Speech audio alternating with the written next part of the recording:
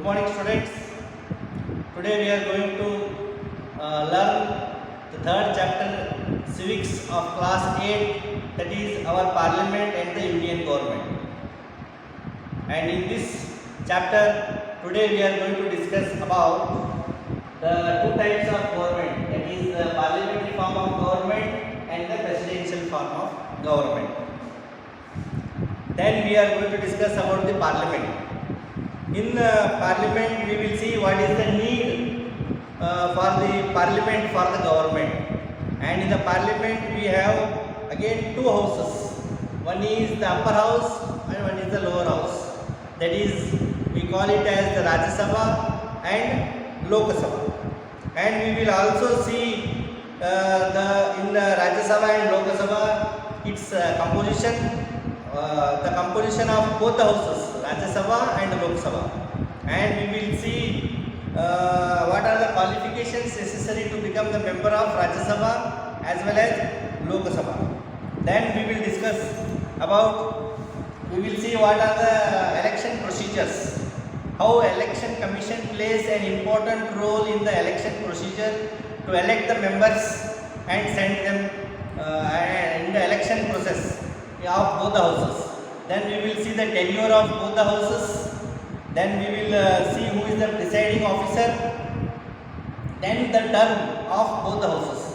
Rajya Sabha and Lok Sabha both have different terms that we will see in this lesson. Then what is the role of the president, and lastly we will study about the functioning of the parliament in this lesson. So to start the lesson with, first today in this lesson we are going to first study about the types of democratic government. There are two types of democratic government. The first one is the parliamentary form of government and second one is the presidential form of government. In this both, first today we are going to study about the parliamentary form of government. So students, what do you mean by parliamentary form of government? What is parliament? We will know first. The parliament in our country, this parliament comprises of the elected representatives of the people. Then who are going to elect these people in the parliament? We will see here. The parliament in our country has immense power. Immense power means extensive power, large power is there in the hands of people. Here, people have vast power, extensive power, large power. Why?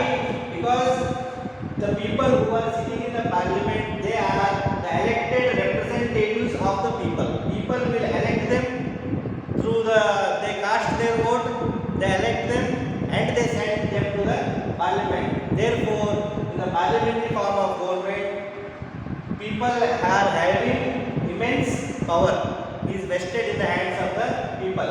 If the elected peoples in the parliament, they do not work in the favor of people, then people also has the power to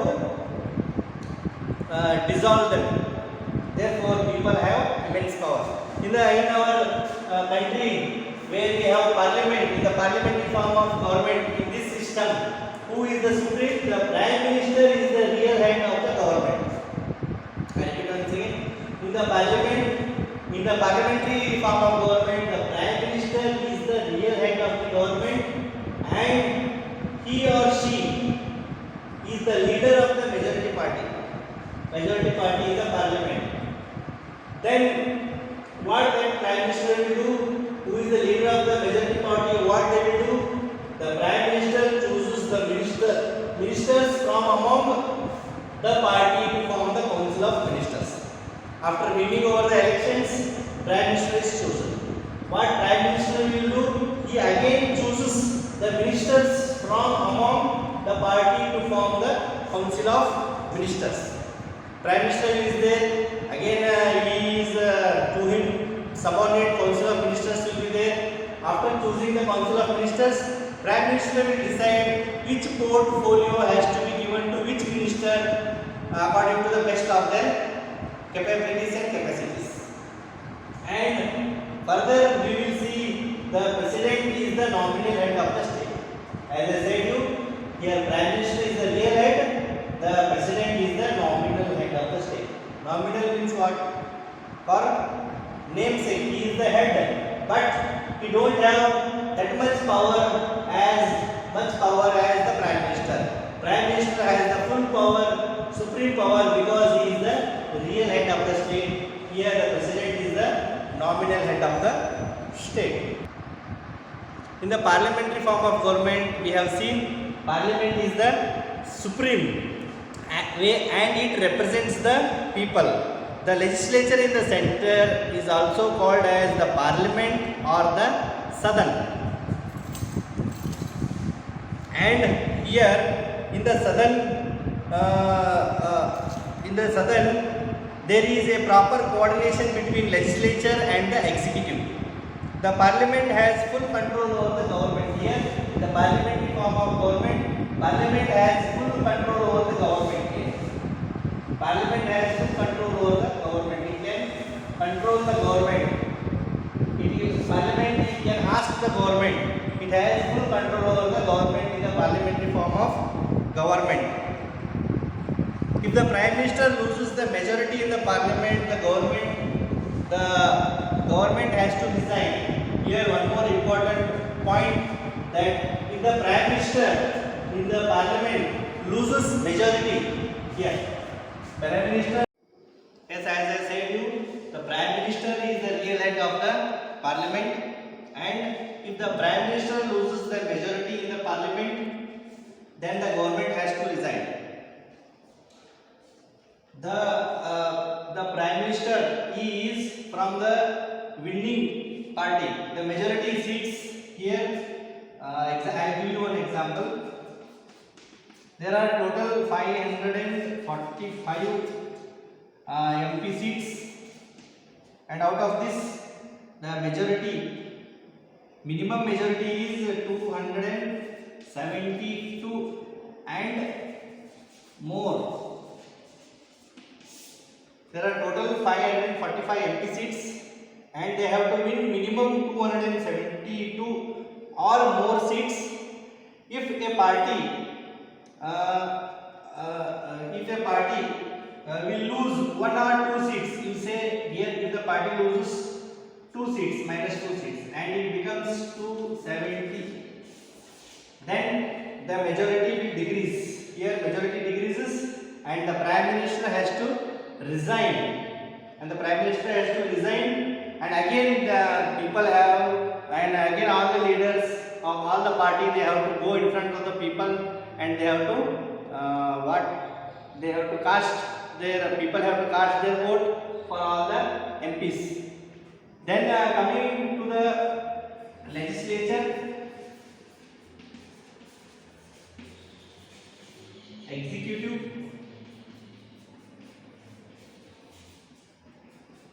and judiciary.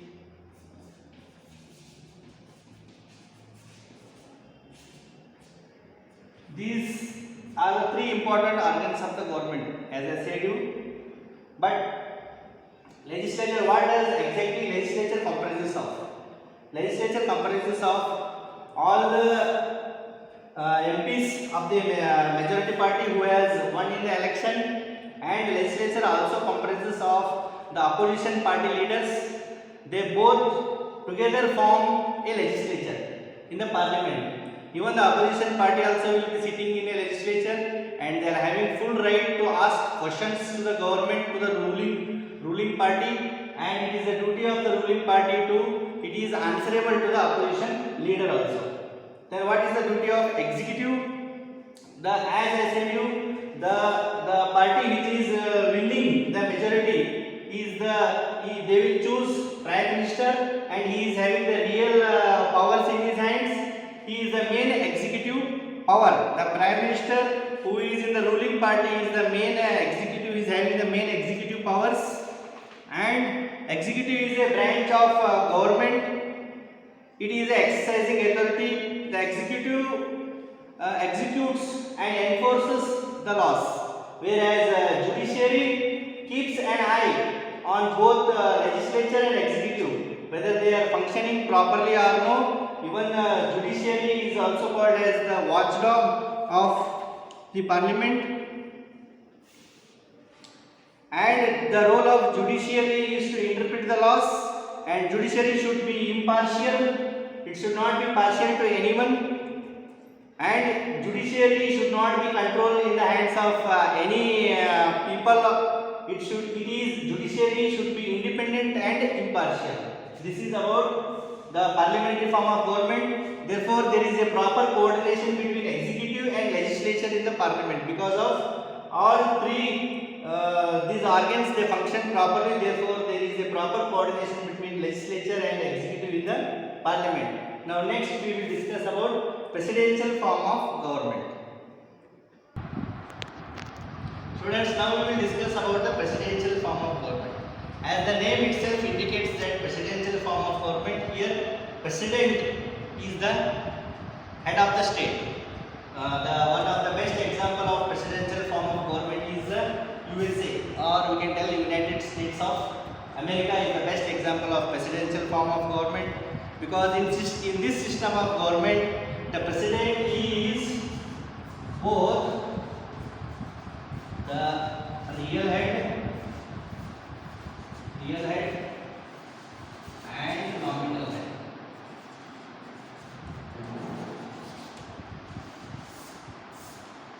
In the presidential form of government, both the real head and the nominal head is president only. All the powers are vested in the hands of president.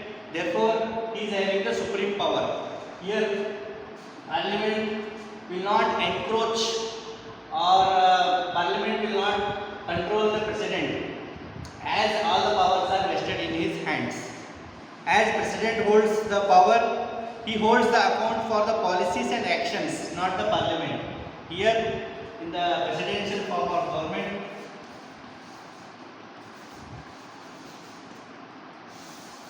this president holds an account for his policies and actions, not the parliament, in the presidential form of government. And here president is the real executive head.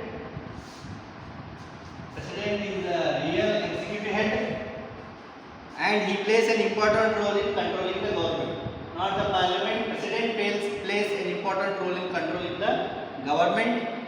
In the presidential form of government, prime minister has no role, because president, he himself is having both the powers, real power and nominal power. Both the powers are vested in the hands of president. Therefore, prime minister has no role to play in the presidential form of government. And the parliament has no control over the president, and the parliament cannot remove from his power before the completion of his tenure. Before the completion of president's tenure, parliament cannot remove his or him from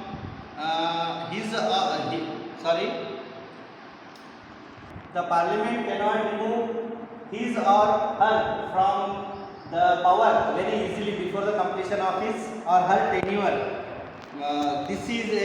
Therefore, the United States of America is the best example of presidential form of government. Students, therefore, today in this class we have discussed the two important types of democratic government. One is the parliamentary form of government, other is the presidential form of government, and we have discussed about three different organs also. In the next class, we will see what is the need for a parliament to form a government, whether parliament is necessary to form the government or no. We shall discuss in the next class. I hope you have understood about the differentiation between the parliament